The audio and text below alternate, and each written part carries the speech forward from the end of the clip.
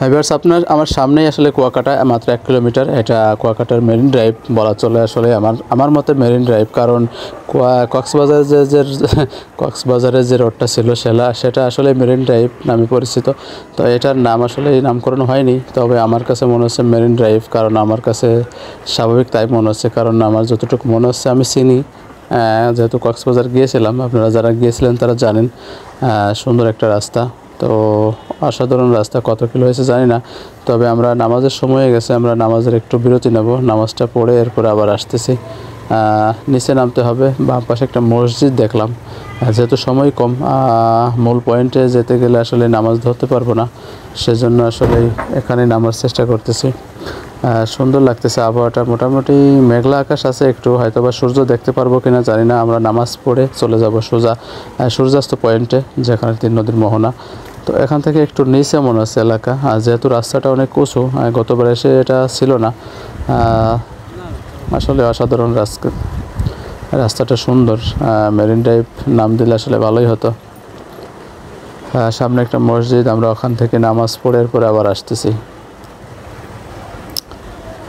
তো অবশেষে মসজিদে আসলাম, নামাজ পড়ে আবারও আসতেছি। হ্যাঁ বন্ধুরা, নামাজ শেষ, এখন নৌকার অসাধারণ পরিবেশ। আমরা আরেকটা পথ দিয়ে যাওয়ার চেষ্টা করতেছি, কারণ যে পথ দিয়ে নামলাম ও পথ দিয়ে আসলে ওঠা কষ্ট, কারণ যেহেতু ঢালু অনেক। এপাশে রাস্তাটা একটু সমান আছে, এই রাস্তা দিয়ে আমরা উঠতে পারবো, কারণ এই রাস্তা দিয়ে 4 চাকা উঠে গেছে, সেজন্যই বললো যে রাস্তা দিয়ে যাওয়া যায়।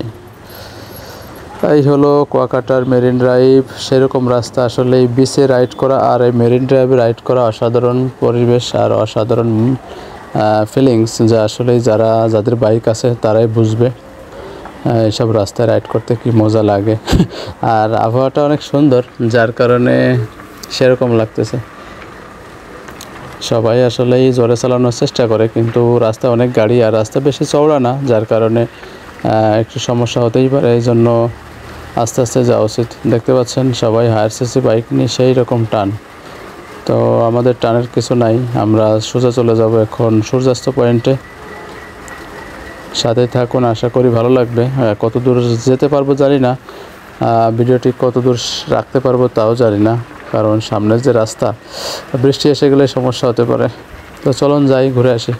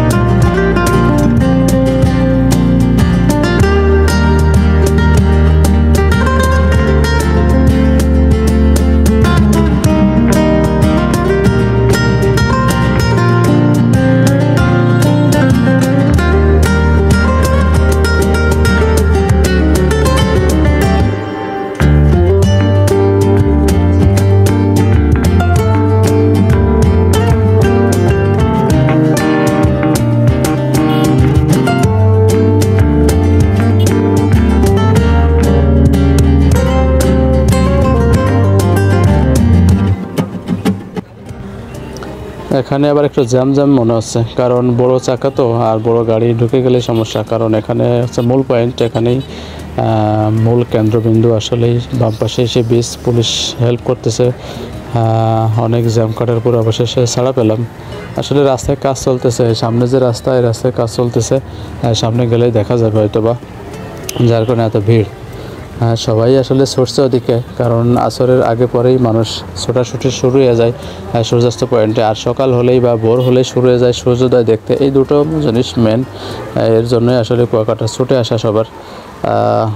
তো প্রচুর ভিড়, সবাই ওদিকে যাচ্ছে, কারণ রাস্তায় শুধু গাড়ি আর গাড়ি। অনেকেই ছুটে চলে এইসব গাড়িতে।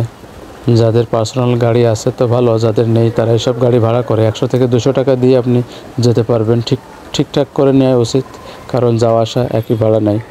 তো দেখাচ্ছে আবার হয়তোবা সূর্যাস্ত পয়েন্ট দেখাতে পারবো কিনা জানি না। এই পর্ব থেকে বিদায় নিয়ে যাচ্ছি। আসসালামু আলাইকুম, দেখাচ্ছে আবারও। ধন্যবাদ সবাইকে।